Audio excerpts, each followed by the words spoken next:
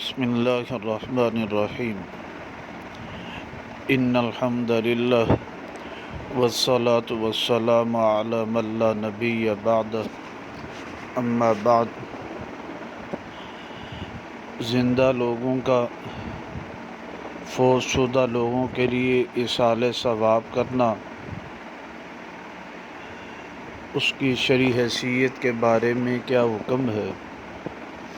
اس بارے میں ایک حدیث مبارکہ جو علامہ جلال الدین سیوطی رحمہ اللہ اپنی کتاب شرح الصدور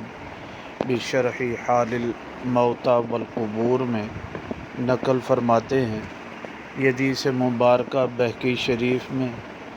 اور دارمی مسند الفردوس میں بھی موجود ہے۔ عبداللہ ابن عباس رضی اللہ تعالیٰ عنہ فرماتے ہیں، قال رسول اللہ صلی اللہ علیہ وسلم، رسول اللہ صلی اللہ علیہ وسلم نے فرمایا، مل میت فی قبر، میت قبر میں نہیں ہوتی مگر الا شبہ الغریق المتغوث، مگر ایک ڈوبنے والے فریاد رس کی مشابہت کی طرح، ینتظر دعوتاً، جو ایک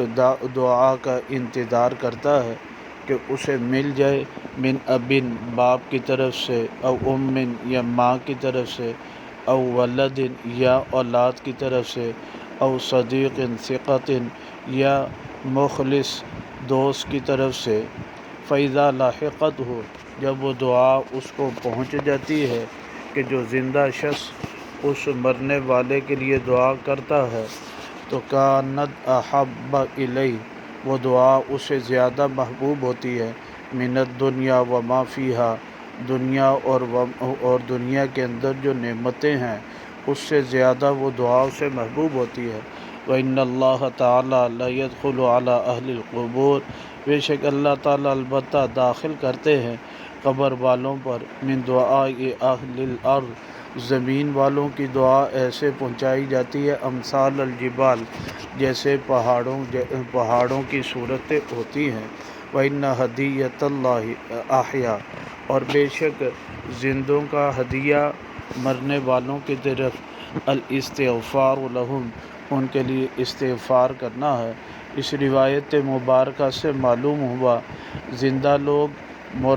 مرنے والوں کے لیے استغفار کریں تو ان سے ترقی درجات ہوتے ہیں۔ ساتھ یہ معلوم ہوا باپ ہو، ماں ہو، اولاد ہو